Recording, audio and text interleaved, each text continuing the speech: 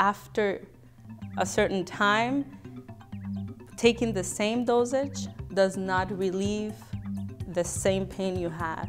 So you have to increase the dosage. Your body, that's what we call tolerance. Your body becomes tolerant to that drug, so you have to increase the dosage in order to get the same effect. People don't go out and say, I'm going to use these drugs, I'm going to depend on them. They sometimes start using them for therapeutic reasons. So they're prescribed with good intentions by physicians, and then people discover that they have certain benefits that they didn't expect in terms of dealing with some type of personal suffering, intense emotions, and that leads them sometimes to abuse them. Sometimes it creates a dependence, and as a result, the problem develops where there was no intention initially to create one. A woman who is under medication, depending on the medication, it is important to know what type of medication it is for a mental health issue, or is it for a physical issue. Painkillers can be, not of them can be addictive.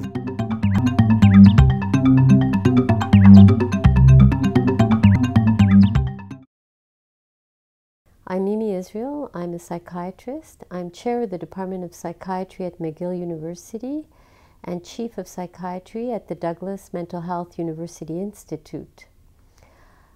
In speaking about the problem of prescription drug abuse in North America, I would say that I'll approach it from a psychiatrist perspective and talk about all the different drugs that can be abused and that are abused sometimes for reasons that were not necessarily voluntary. What happens is drugs affect receptors of neurotransmitters in the brain. And one of the, perhaps the beauty of the human mind is that it adapts.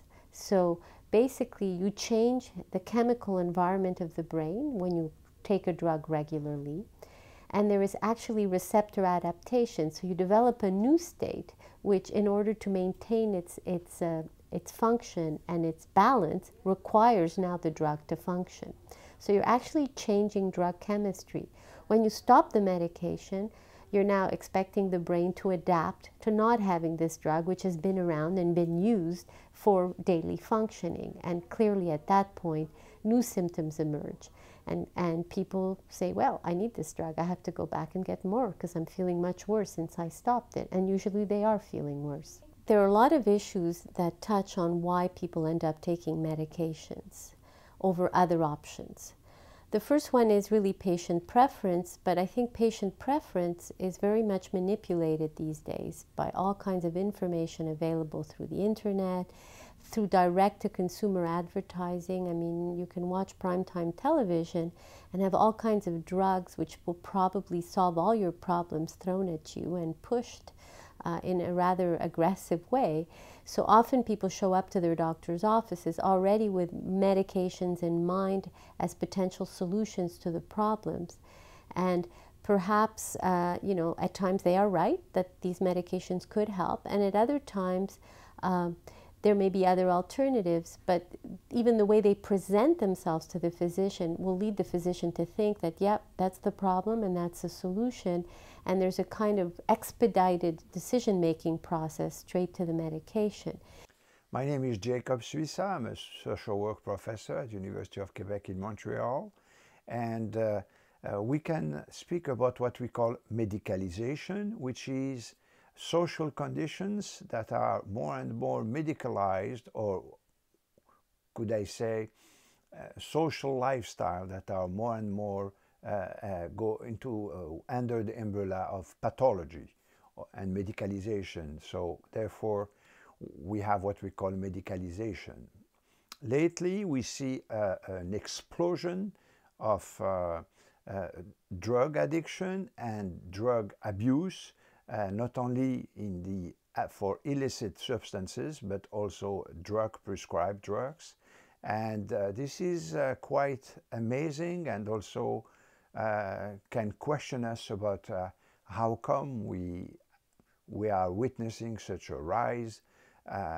For example, for women, and drug abuse, young kids with Ritalin and Concerta and Adderall and Allertec, and all these over-prescribing drugs. The trend lately can be resumed as follows.